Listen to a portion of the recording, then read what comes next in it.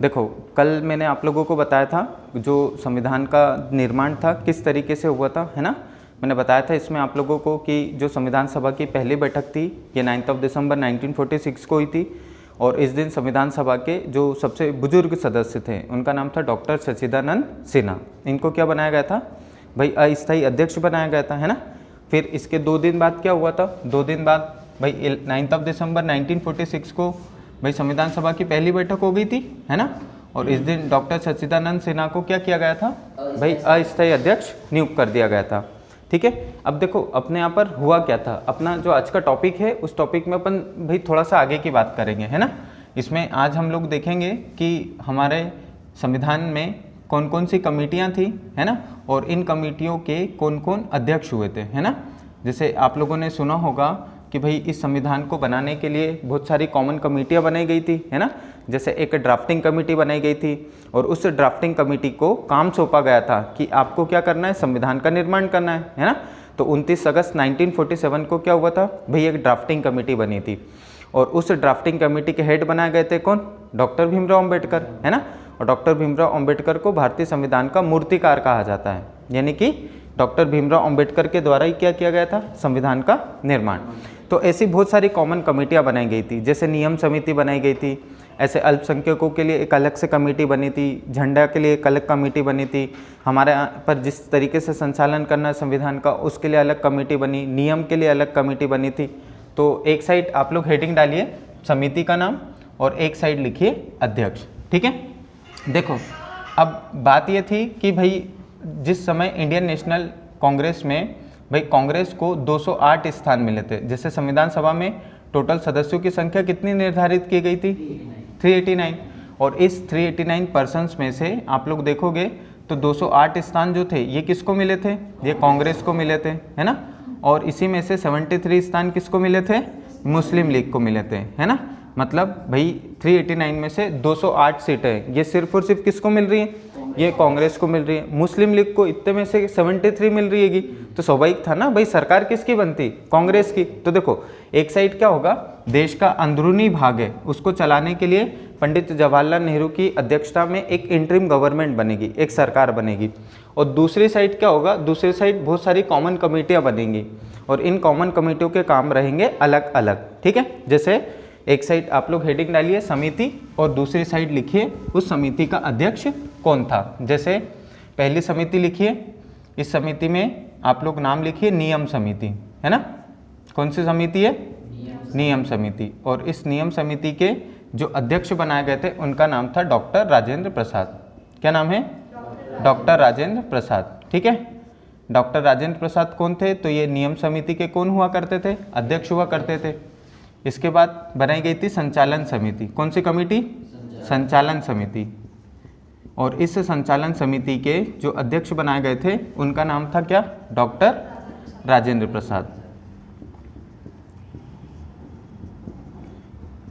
इसके बाद एक और कमेटी थी जिसको बोलते थे संघ शक्ति कमेटी। क्या बोलते थे, संघ शक्ति समिति। और इस संघ शक्ति समिति के जो अध्यक्ष बनाए गए थे उनका नाम था पंडित जवाहरलाल नेहरू। क्या नाम है, पंडित जवाहरलाल नेहरू, है ना। बहुत सारी कॉमन कमेटियाँ थी, ये वाली एग्जाम में पूछी गई है ना। संघ संविधान समिति, कौन सी, संघ संविधान समिति। देखो संघ संविधान समिति के जो अध्यक्ष बनाए गए थे वो अध्यक्ष भी कौन थे, तो उनका नाम भी क्या था, पंडित जवाहरलाल नेहरू। और एक फेमस कमेटी थी भाई, कौन सी भाई, ड्राफ्टिंग कमेटी। और वो ये वही ड्राफ्टिंग कमेटी है जिसने क्या करा, हमारे भारत के संविधान का निर्माण करा, है ना। कौन सी कमेटी है, ड्राफ्टिंग कमेटी। कौन सी कमेटी है, प्रारूप समिति, है ना। यहाँ से बहुत बार क्वेश्चंस पूछे जाते हैं कि ड्राफ्टिंग कमेटी का अध्यक्ष कौन था, तो उनका नाम था डॉक्टर भीमराव अम्बेडकर। क्या नाम है, डॉक्टर भीमराव अम्बेडकर, डॉक्टर भीमराव अम्बेडकर, ठीक है। इसके अलावा आप लोग देखोगे तो झंडा समिति बनाई गई थी। कौन सी कमेटी बनाई गई थी, झंडा समिति। और इस झंडा समिति के अध्यक्ष बनाए गए थे आचार्य JB कृपलानी। क्या नाम था, आचार्य JB कृपलानी। इसके बाद आप लोग देखोगे तो परामर्श कमेटी बनाई गई थी। कौन सी, परामर्श समिति। और इस परामर्श समिति के जो अध्यक्ष थे उनका नाम था सरदार वल्लभ भाई पटेल। क्या नाम था? सरदार वल्लभ भाई पटेल। ऐसे ही एक कमेटी बनाई गई थी सर्वोच्च न्यायालय समिति। कौन सी? सर्वोच्च न्यायालय समिति, है ना। और इसके जो अध्यक्ष थे वो थे एस वर्धाचार्य। कौन थे? एस वर्धाचार्य। फिर मूल अधिकार उप समिति बनी थी। कौन सी? मूल अधिकार उप समिति। ये इसके जो अध्यक्ष थे उनका नाम था आचार्य JB कृपलानी। और एक कमेटी और याद रखिएगा, है ना, उसका नाम है अल्पसंख्यक उप समिति। कौन सी है? अल्पसंख्यक उप समिति। समितियों में जो अलग से समिति बन जाती है उसको उप समिति बोलते हैं ना, इसको कहा जाता है। इसके जो अध्यक्ष बनाए थे उनका नाम था HC मुखर्जी। क्या नाम है? HC मुखर्जी। देखो इन कॉमन कमेटियों का भाई काम क्या था? इन कॉमन कमेटियों को भाई अलग अलग काम सौंपे गए थे, है ना। जैसे नियम समिति में भाई नियम जो रूल्स एंड रेगुलेशंस बनाने संविधान सभा में वो काम सौंपा गया था डॉक्टर राजेंद्र प्रसाद को। ऐसे संचालन करने के लिए भी जो अध्यक्ष बनाया गया था वो किसको बनाया गया था? डॉक्टर राजेंद्र प्रसाद को। इन कमेटियों में जो सबसे फेमस कमेटी थी जिसने अपने संविधान का निर्माण करा था वो कौन सी थी? ये ड्राफ्टिंग कमेटी। इसके बारे में याद रखना, है ना। ये ड्राफ्टिंग कमेटी में आप लोग देखोगे तो 7 सदस्य हुआ करते थे। कितने मेंबर हुआ करते थे? 7 सदस्य, है ना। और इन 7 सदस्यों में एक तो हुआ करता था अध्यक्ष। जो अध्यक्ष बने थे वो कौन बने थे? डॉक्टर भीमराव अंबेडकर। और ऐसे 6 अन्य सदस्य हुआ करते थे, है ना। और इस समिति का जो गठन था वो किया गया था 29 अगस्त 1947 को। कब किया गया था? 29 अगस्त 1947, है ना। ये 29 अगस्त को अपन एक डे भी बनाते हैं, ये भी याद रखना, है ना। 29 अगस्त को खेल दिवस बनाया जाता है। क्या बनाया जाता है? खेल दिवस, है ना। चलिए इसको फटाफट से आप लोग उतार लीजिए, है ना। देखो एक तरफ क्या हो रही है भाई, अपने संविधान का निर्माण हो रहा है ना। देश कब आज़ाद हुआ? 15 अगस्त 1947। 15 अगस्त 1947 को देश क्या हुआ? आज़ाद। और संविधान सभा की सबसे पहली बैठक कब हुई थी? 9 दिसंबर 1946। अच्छा, अपना संविधान बनकर कंप्लीट कब हो गया था? कंप्लीट तो वो हुआ था 26 नवंबर 1949। अच्छा 1949, है ना। इस संविधान को बनने में लगभग कितना समय लगा था? तो 2 साल 11 महीने और 18 दिन। कितने दिनों तक इस पर बहस चली थी? लगभग 114 दिनों तक। और कितनी बैठकें हुई थी? 11। और लगभग कितने देशों का संविधान पढ़ा गया था? 60। और लगभग इस पर उस समय के 64 लाख रुपए क्या हुए थे? खर्च हुए। तब जाके ये संविधान क्या हुआ था? बनकर कंप्लीट हुआ था। अब बात ये थी कि देखो पहली बैठक हुई 9 दिसंबर को, है ना। और ये जो कमेटियां थी इनके अलग अलग काम थे, है ना। और इनमें जो सबसे फेमस काम था वो किसका था? प्रारूप समिति का। और इसके हेड कौन थे? डॉक्टर भीमराव अंबेडकर। देखो एक तरफ तो अपना संविधान बन रहा है भाई, है ना, क्या क्या चीज़ें होनी चाहिए, क्या क्या नहीं होनी चाहिए, उसके लिए बहुत सारी कॉमन कमेटियाँ बना दी। अब एक साइड क्या था, जैसे ही देश आज़ाद हुआ था तो आप लोगों को पता होगा कि ये जो संविधान सभा है, इस संविधान सभा में कुल सदस्यों की संख्या 389 थी। कितनी थी? 389। और 389 पर्सन्स में से आप लोग देखोगे तो 208 जो स्थान थे वो किसको मिले थे? कांग्रेस को मिले थे, है ना। 389 पर्सन्स में से 389 ये संविधान सभा की टोटल सदस्य संख्या थी, है ना। इसमें से 208 स्थान किसको मिले भाई? कांग्रेस को मिले। 73 स्थान किसको मिले थे? मुस्लिम लीग को, है ना। यदि कांग्रेस को 208 स्थान मिले थे तो स्वाभाविक था ना भाई कि सरकार जो रहेगी वो किसकी बनेगी? किसकी बनेगी? कांग्रेस की बनेगी। तो यहाँ क्या किया गया? यहाँ पर जैसे गांधी जयंती कब बनाई जाती है भाई बताओ? तो क्या किया गया था? 2 अक्टूबर, ये डेट याद रखना, है ना। 2 अक्टूबर 1946, है ना। 2 अक्टूबर 1946 ये वो दिन था जब हमारे देश के जो सबसे पहले भाई प्राइम मिनिस्टर बने थे उनका नाम था पंडित जवाहरलाल नेहरू। तो पंडित जवाहरलाल नेहरू की अध्यक्षता में क्या किया गया था? एक सरकार बनाई गई थी। और उस सरकार को क्या कहा जाता था? अंतरिम सरकार। जैसे आज आप लोग देखोगे तो भाई अपने देश में जो अंदरूनी काम है, जो रूल्स एंड रेगुलेशंस है, जो नियम है, वो कौन बनाता है? संसद बनाती है ना। तो भाई संसद का तो भाई काम ही है कानून बनाने का। बट जिस समय हमने देश को आज़ाद किया था उस समय हमारे पास क्या गवर्नमेंट थी? नहीं थी। क्यों? क्योंकि हमारे रूल्स एंड रेगुलेशंस तो ब्रिटेन से चल रहे थे। अब देश के अंदरूनी भाग को चलाना था, तो इसके लिए क्या किया गया था, पंडित जवाहरलाल नेहरू की अध्यक्षता में एक सरकार बनी थी। उस सरकार को अंतरिम सरकार बोलते थे, है ना। और ये अंतरिम सरकार का काम क्या था, देश के विभिन्न भागों में अलग अलग कार्य को संचालित करना। जैसे आज आप लोग नरेंद्र मोदी को देखते हो तो वो कौन है भाई, प्राइम मिनिस्टर है। ऐसे अमित शाह को देखते हो तो वो कौन है, होम मिनिस्टर है। तो उस समय में भी क्या किया गया था, जब ये अंतरिम सरकार बनी थी तो इस अंतरिम सरकार में बहुत सारे मेंबर थे जिनको अलग अलग पद दिए गए थे। जैसे यहाँ पर देखेंगे आप लोग, जैसे देखो मैं बताऊँ, जैसे आप लोगों ने सुना होगा लॉर्ड माउंटबेटन का नाम, किसका, लॉर्ड माउंटबेटन। ये लॉर्ड माउंटबेटन कौन है, तो देखो ये तो एक साइड आप लोगों को नाम लिख, सरकार में भाई कौन कौन से मेंबर थे और उनको कौन कौन से पद दिए गए थे, है ना। जैसे ये लॉर्ड माउंटबेटन ये हमारे स्वतंत्र भारत के अंतिम गवर्नर जनरल हुए थे, है ना। स्वतंत्र भारत के क्या हुए थे, ये अंतिम गवर्नर जनरल। देखो लॉर्ड माउंटबेटन जो थे ये इंटरिम गवर्नमेंट के अध्यक्ष हुआ करते थे। कौन हुआ करते थे, है ना। तो अध्यक्ष का जो पद था ये इंटरिम गवर्नमेंट में किसको दिया था, ये दिया था लॉर्ड माउंटबेटन को, है ना। और यदि आप लोग देखोगे भाई प्रधानमंत्री बने थे हमारे पंडित जी, पंडित जवाहरलाल नेहरू। कौन बने थे, पंडित जवाहरलाल नेहरू। तो पंडित जवाहरलाल नेहरू को भाई कौन सा पद दिया गया था, तो देखो ये पहले तो भाई ये देश के क्या बने थे, प्रधानमंत्री बने थे। साथ ही साथ में ये इंटरिम गवर्नमेंट के उपाध्यक्ष थे। क्या थे ये, उपाध्यक्ष। अध्यक्ष कौन था, तो अध्यक्ष थे लॉर्ड माउंटबेटन। साथ ही साथ में इनको विदेशी मामलों का हेड बनाया गया था, है ना। जितनी भी भाई फॉरेन पॉलिसियाँ होती है, एक देश के दूसरे देश के साथ कुछ न कुछ संबंध रहते हैं, है ना। तो उसके लिए भाई एक मंत्रालय अलग से रहता है, विदेश मंत्रालय। तो उसका भी जो डिपार्टमेंट का हेड बनाया गया था वो किसको बनाया गया था, पंडित जवाहरलाल नेहरू को। और साथ ही साथ में इनको राष्ट्रमंडल का भी अध्यक्ष बनाया गया था, ठीक है। तो इतने सारे जो डिपार्टमेंट थे, राष्ट्रमंडल हुआ, विदेशी मामले हुए, साथ ही साथ में जो उपाध्यक्ष का पद था और प्रधानमंत्री का पद था, ये सभी की सभी किसको मिले थे, पंडित जवाहरलाल नेहरू। इनका ओरिजिनल सरनेम पता है आप लोगों को क्या है, पंडित जवाहरलाल नेहरू का ओरिजिनल सरनेम क्या है, लड़कियों आपको नहीं पता। इनका ओरिजिनल सरनेम था कोल। क्या सरनेम था इनका, कोल, है ना। और ये एक्चुअल में पंडित नहीं थे, पता है, एक्चुअल में पंडित नहीं थे, है ना। नेहरू तो भाई गंगा नदी के किनारे नेहरू के पास रहने के कारण इनका नाम पड़ा था नेहरू, है ना। फिर इनकी जो पूरी फैमिली थी ये कहाँ चले गई थी, ये कश्मीर चले गई थी। और वहाँ कश्मीरी पंडितियों के साथ क्या रहने लगे थे, ये रहने लगे थे। तो अपने नाम के साथ क्या लगाते थे, ये पंडित लगाते थे।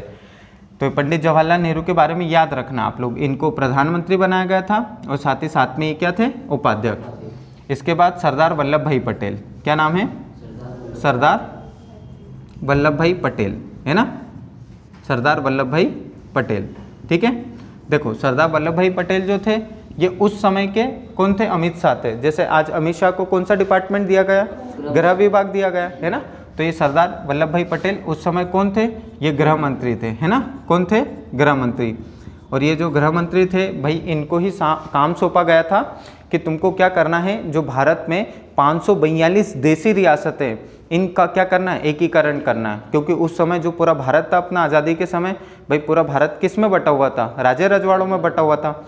और राज्य रजवाड़ों को 1935 में अंग्रेजों ने एक छूट दे रखी थी कि जब भी हम तुम्हारा देश आज़ाद करेंगे, यदि तुम्हें भारत में रहना हो तो भारत में रहो, पाकिस्तान में रहना हो तो पाकिस्तान में रहो, या तो स्वतंत्र रहना हो तो स्वतंत्र रहो। अब जैसे ही हमारा देश आज़ाद हुआ तो भाई समस्या ये थी कि एक अखंड भारत बनाना था, इतनी रियासतों को मिलाना था। तो सरदार वल्लभ भाई पटेल को रियासतों का एकीकरण करने का काम सौंपा गया। एक एक राजे रजवाड़े के पास जाते थे, एक हाथ में गाजर रहती थी और एक हाथ में लट्ठ रहता था। पहले रियासतों के पास जाके राजा को गाजर देते थे, जो गाजर नहीं खाता था तो फिर चिपकाते थे, क्या मारते थे, ये लट, है ना। यानी कि सरदार वल्लभ भाई पटेल ने भारत में 541 रियासतों को, है ना, राजा रजवाड़ों को विलय पत्र पर क्या करवाए थे, हस्ताक्षर, है ना। और कैसे करवाएंगे, तो कौन थे ये, होम मिनिस्टर। पूरी की पूरी जो इंडियन आर्मी थी उस समय की वो इसी के पास थी, किसके पास, सरदार वल्लभ भाई पटेल। और इनके बारे में एक और खास बात याद रखना, इनको लौह पुरुष के नाम से जाना जाता है। क्या कहा जाता है, लौह पुरुष। और एक और चीज़ कि सरदार वल्लभ भाई पटेल की जो सबसे ऊंची मूर्ति उसको किस नाम से जाना जाता है, स्टैचू ऑफ यूनिटी। अच्छा ये स्टैचू ऑफ यूनिटी भारत में किस राज्य में स्थित है, अच्छा ये बताइए कि जो स्टैचू ऑफ यूनिटी है इसके डिज़ाइनर कौन है, किसके द्वारा बनाई गई थी? स्टैचू ऑफ यूनिटी गुजरात में, है ना। कौन सी? स्टैचू ऑफ यूनिटी, है ना। ये स्टैचू ऑफ यूनिटी ये कहाँ पर रहेगी? तो ये गुजरात में। कहाँ पर है ये? गुजरात में, ठीक है। और इसके जो डिज़ाइनर थे, है ना, यानी कि इसके जो वास्तुकार थे, उनका नाम क्या है? तो उनका नाम है राम सुतार, आर राम सुतार। क्या नाम है? राम सुतार, है ना। ये राम सुतार के द्वारा क्या किया गया था? इसका डिज़ाइन तैयार किया गया था, है ना। ऐसी बहुत सारी भारत में भाई अलग अलग जगह जिसके डिज़ाइनर बनाए गए। जैसे आप लोगों ने सुना होगा चंडीगढ़ का नाम, सुना है चंडीगढ़ का नाम? अरे चंडीगढ़ एक केंद्र शासित प्रदेश है ना।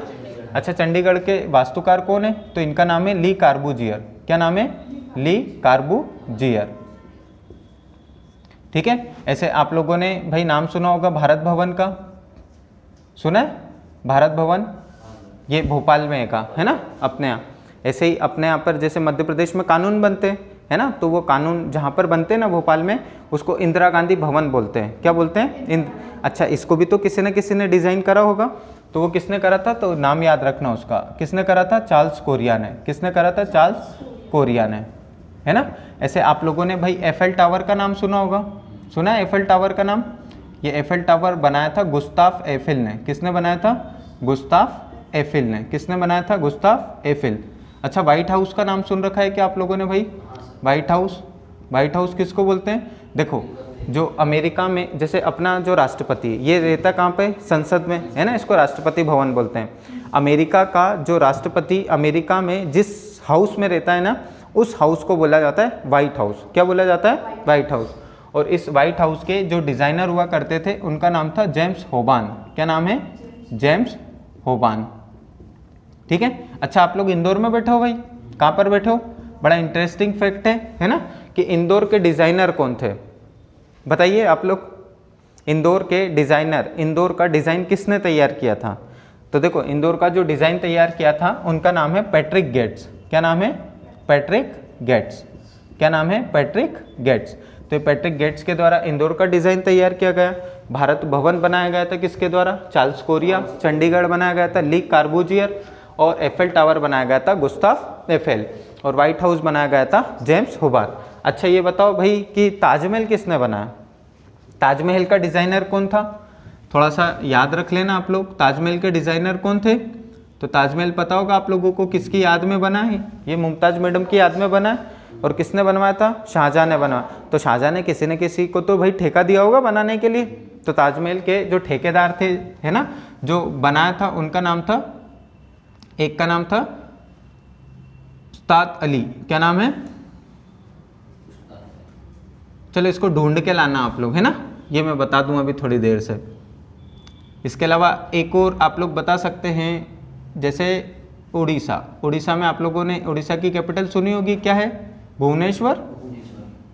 इसके डिज़ाइनर कौन है? भुवनेश्वर के, इनका नाम है रॉनिस बर्गर। क्या नाम है? रॉनिस बर्गर, ठीक है। क्या नाम है? रॉनिस बर्गर। ये नाम आप लोग क्या करना? याद रखेगा। और ताजमहल का ढूंढ के लाना, है ना। ताजमहल किसने बनाया? शाहजहाँ ने। किसके लिए बनवाया? मुमताज़ के लिए बनवाया, है ना। ताजमहल में थोड़ा सा याद रखना, ये कहाँ पर रहेगा? आगरा में, है ना। और ये जो 7 वंडर्स हैं हमारे, मतलब विश्व के जो 7 अजूबे हैं, इन 7 अजूबों में जो सबसे पहला स्थान है वो किसका आएगा? तो इस ताजमहल के ही है, ठीक है। चल, अब हम लोग देख रहे थे क्या, ये कि भाई कौन सा पद मिला था इंटरिम गवर्नमेंट में? लॉर्ड माउंटबेटन कौन थे? अध्यक्ष। पंडित जवाहरलाल नेहरू कौन थे? प्रधानमंत्री। सरदार वल्लभ भाई पटेल कौन थे? गृह मंत्री। इसके अलावा सरदार बलदेव सिंह। क्या नाम है? सरदार बलदेव सिंह। अच्छा, ये बताओ, सरदार बलदेव सिंह को कौन सा डिपार्टमेंट दिया गया था? रक्षा विभाग दिया गया था। कौन सा? रक्षा विभाग। फिर आप लोग याद रख सकते हैं आसफ अली का नाम। किसका? आसफ अली। आसफ अली को दिया गया था कौन सा डिपार्टमेंट? Railway department. कौन सा? रेलवे मंत्रालय। इसके अलावा एक नाम याद रखना आप लोग, बाबू जगजीवन का। किनका? बाबू जगजीवन। और इनके साथ में एक और व्यक्ति हैं जिनका नाम है जगजीवन राम, और एक शफत अहमद खां। क्या नाम है? शफत अहमद खां। इनको कौन सा डिपार्टमेंट सौंपा गया था? श्रम मंत्रालय। कौन सा? श्रम मंत्रालय। इसके बाद कौन सा लिखा है? जॉन मथई। क्या नाम है? जॉन मथई। साथ साथ में आप लोग लिखते भी चलिए, है ना। कौन सा है? जॉन मथई। इनको कौन सा दिया गया था भाई? जॉन मथई को उद्योग एवं आपूर्ति। इनके साथ एक और मेंबर है, हाँ, उद्योग और आपूर्ति, ठीक है। और इनके साथ जो एक और मेंबर है उनका नाम है शरद चंद्र बोस। फिर इसके बाद डॉक्टर राजेंद्र प्रसाद, है ना।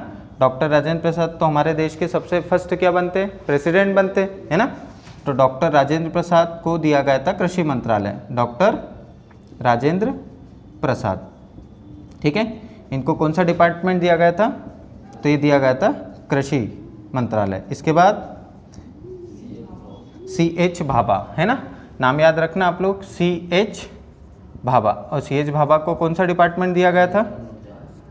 खनन एवं ऊर्जा विभाग। और लास्ट में है सैयद अली जहीर। क्या नाम है? सैयद अली जहीर। इनको दिया गया था बंदरगाह, ठीक है। तो थोड़े से नाम याद रखना, है ना आप लोग। इनको बंदरगाह मंत्रालय दिया गया था। तो ये इतनी सारी पोस्ट थी, है ना, लगभग ये 9 और ये 10, ठीक है। इतने नाम आप लोग याद रखना, है ना, आप लोगों का काम हो जाएगा। एक कौन से? लॉर्ड माउंटबेटन, ये अध्यक्ष है। पंडित जवाहरलाल नेहरू प्रधानमंत्री, सरदार वल्लभ भाई पटेल गृह मंत्री। इनमें आप लोग एक ये याद रख सकते हो, सरदार वल्लभ भाई पटेल को। क्यों? क्योंकि इन्होंने देशी रियासतों का एकीकरण करा। और एक आप लोगों को याद रखना है, किसका नाम? बाबू जगजीवन का। क्यों याद रखना है? क्योंकि आप लोगों ने सुना होगा भारत की जो फर्स्ट महिला लोकसभा स्पीकर है ना, उनका नाम है भाई मीरा कुमार। क्या नाम है? तो जो मीरा कुमार है, ये मीरा कुमार के पापा है ना। भारत की जो फर्स्ट लोकसभा स्पीकर है उनका नाम क्या है? मीरा कुमार। क्या नाम है?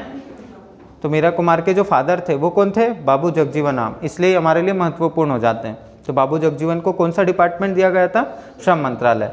और एक ये रेलवे मिनिस्टर का, ये उद्योग वाला याद रखिएगा, जॉन मथई को कौन सा दिया गया था? उद्योग। और एक याद रखिएगा आप लोग, डॉक्टर राजेंद्र प्रसाद। ये SSC के द्वारा पूछा गया क्वेश्चन है ना, कि जो अंतरिम सरकार बनी थी उस अंतरिम सरकार में डॉक्टर राजेंद्र प्रसाद के पास कौन सा पद हुआ करता था, है ना। तो कौन सा हुआ करता था? कृषि मंत्रालय। आगे इतनी सी बात समझे।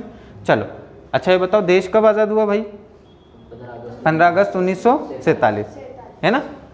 ये बताओ आप लोग, 389 पर्सन्स थे टोटल संविधान सभा में। कांग्रेस को कितने मिले? 208। 73 किसको मिले? सरकार किसकी बनी थी?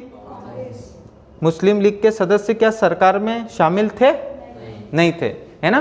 तो ये टांग अड़ाते थे। क्यों? क्योंकि पहली बैठक हुई थी तो इन्होंने स्पष्ट मना कर दिया कि भाई नहीं, हम बैठक में भाग नहीं लेंगे और हमको पाकिस्तान निर्माण के लिए क्या चाहिए? अलग से संविधान सभा चाहिए।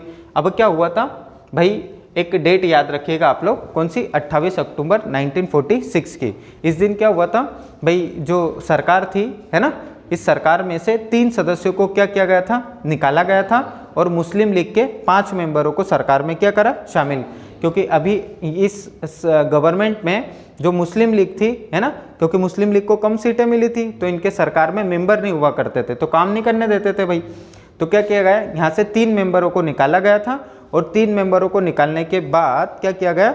5 मेंबर थे मुस्लिम लीग के, उनको फिर सरकार में क्या किया गया? शामिल। तो आप लोगों से नाम पूछे जाते हैं कि वो 3 सदस्य कौन थे जिनको सरकार में से निकाला गया था, और 5 वो कौन से सदस्य थे जिनको सरकार में शामिल किया गया। और ये पुनर्गठन कब किया गया? तो वो डेट याद रखना आप लोग। थोड़ा सा आपने लिख लिया मुस्कान? लिख लिया? सभी का हो गया? चलो,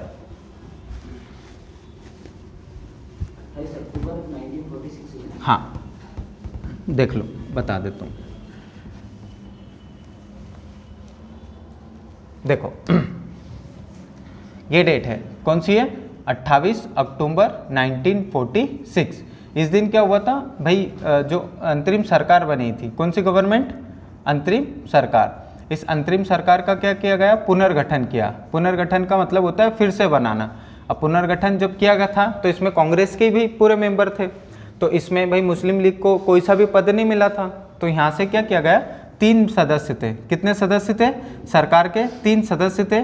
इन 3 सदस्यों को हटाया गया और फिर मुस्लिम लीग के, कहाँ के, मुस्लिम लीग के 5 सदस्यों को सरकार में क्या किया गया, शामिल किया गया। मतलब 3 हटेंगे और 5 क्या आ जाएंगे, जुड़ जाएंगे सरकार में।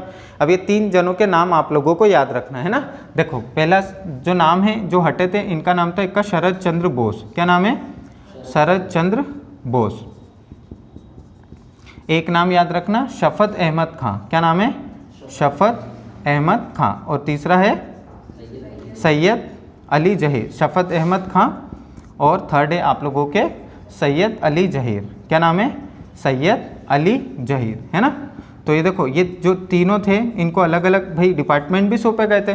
तो क्या किया जाता है, इन 3 सदस्यों को सरकार, अंतरिम सरकार में से क्या किया जाता है, हटाया जाता है। और मुस्लिम लीग के, कहाँ के, मुस्लिम लीग के 5 सदस्यों को फिर इस सरकार में क्या किया जाता है, शामिल क्या किया जाता है, ठीक है। क्योंकि ये तो रूठ गए थे भाई लड़कियों जैसे, क्योंकि इनकी सीटें कम थी, गवर्नमेंट में इनको कोई सा पद नहीं दिया था। तो 5 ऐसे सदस्यों के नाम याद रखना जिनको कहाँ शामिल किया गया था, अंतरिम सरकार में, है ना। जैसे एक नाम आता है गजनफर अली खां का, किसका, गजनफर अली खां। इनको कौन सा डिपार्टमेंट दिया गया था, गजनफर अली खां को स्वास्थ्य मंत्रालय। कौन सा, स्वास्थ्य मंत्रालय। इसके अलावा फिर आई चुंद्रीगर, इनको वाणिज्य डिपार्टमेंट दिया गया था। क्या नाम है, आई चुंद्रीगर, मार्शल। इसके बाद जोगेंद्र मंडल, इनको विधि मंत्रालय दिया गया था। क्या नाम है, जोगेंद्र मंडल। इनको कौन सा डिपार्टमेंट दिया गया, विधि मंत्रालय। फिर है आप लोगों के लियाकत अली। क्या नाम है, लियाकत अली। इनको वित्त मंत्रालय दिया गया था, लियाकत अली को। और लास्ट है आप लोगों के अब्दुल रब निश्तार। क्या नाम है, अब्दुल रब निश्तार। इनको कौन सा डिपार्टमेंट सौंपा गया था, संचार विभाग, ठीक है। आई बात समझ में। तो देखो ये जो 3 थे, शरद चंद्र बोस, शफत अहमद खां और सैयद अली जहीर, इनको क्या करा भाई, सरकार में से हटाया। और सरकार में से हटाने के बाद मुस्लिम लीग के 5 मेंबर थे, गजनफर अली खां, आई चुंदीगर, जोगेंद्र मंडल, लियाकत अली और अब्दुल रब निश्तार, है ना। इनमें से आप लोग देखोगे ये मुस्लिम लीग के मेंबर थे, कौन, लियाकत अली। और इनको कौन सा डिपार्टमेंट सौंपा गया, फाइनेंस डिपार्टमेंट। फाइनेंस मतलब वित्त, है ना। जो 2 साल 11 महीने 18 दिन लगे ना, तो इन्हीं की वजह से लगे हैं भाई, क्योंकि फाइनेंस डिपार्टमेंट इनके पास था। पैसा ज़्यादा सेंशन करते नहीं थे, तो स्वाभाविक सा बात था, काम होगा क्या, नहीं। अपने पास पैसा नहीं है, अपन सोचे कि भाई ये चीज़ खरीद लें, वो चीज़ लिया, तो क्या आसानी से हो पाएगी, नहीं, है ना। मुस्लिम लीग के पास था भाई क्या, फाइनेंस डिपार्टमेंट। अब ये जो गवर्नमेंट थी ना टोटल, ये कब तक बनी रही थी, तो ये बनी रही थी 15 अगस्त 1947 तक। कब तक, 15 अगस्त 1947। यहीं तक क्यों बनी रही थी, क्योंकि देखो 15 अगस्त 1947 इस दिन क्या हुआ था भाई, इस दिन शुक्रवार था। क्या था, शुक्रवार। यानी कि जिस समय हमारा देश आज़ाद हुआ था उस दिन डे कौन सा था, शुक्रवार। इसके एक दिन पहले मतलब 14 अगस्त 1947 कौन सा वार था, इस दिन होगा गुरुवार। क्योंकि यदि 15 अगस्त को शुक्रवार है तो 14 अगस्त को कौन सा डे होगा, गुरुवार। तो 14 अगस्त गुरुवार 1947 में पाकिस्तान एक नया राष्ट्र बन गया और 15 अगस्त 1947 को भारत एक अलग से राष्ट्र बन गया। ये जो मेंबर थे 5 मेंबर, ये कहाँ के थे, मुस्लिम लीग के। तो मुस्लिम लीग की तो मंशा थी ना कि पाकिस्तान के लिए एक अलग से संविधान सभा का निर्माण करना चाहिए। तो देखो जैसे ही 15 अगस्त 1947 को देश आज़ाद हुआ तो क्या किया गया था, इसका पुनर्गठन किया था और ये जो अंतरिम सरकार थी इसको विघटित कर दिया गया था। क्या कर दिया गया था, ठीक है। तो ये जितने भी नाम हैं आप लोग को याद रखना, कौन कौन सी समितियां बनी और इसके कौन कौन से अध्यक्ष हुए थे, ठीक है। ऐसा, हाँ पूछो मुस्कान। ये यहाँ पे, ये इधर, ये वाला, ये स्वास्थ्य हेल्थ मिनिस्ट्री दी गई थी। अरे स्वास्थ्य मंत्री होते हैं ना, जैसे आज भी स्वास्थ्य मंत्री है, एक वाणिज्य मंत्री होगा, है ना, एक विधि मंत्रालय अपने यहाँ पर जो कानून वानून देखता है, एक वित्त मंत्रालय मतलब जहाँ से पैसा वैसा आता है, और एक है संचार टेलीकम्युनिकेशन, मोबाइल चला रहे हैं ना तो इसके लिए अलग से डिपार्टमेंट है। जैसे भाई ये वोडाफोन है, आइडिया है, तो इनकी मनमर्जी से ये कुछ भी नहीं करते, अपने यहाँ पर सरकार क्या करती है, इनके लिए रूल्स एंड रेगुलेशंस बनाती है, तो उसके लिए कोई ना कोई मिनिस्टर होता है ना। तो जब देश आज़ाद हुआ था ना, तो अपने यहाँ पर सरकार बनी थी पंडित जवाहरलाल नेहरू की अध्यक्षता में। तो उसमें बहुत सारे पद थे।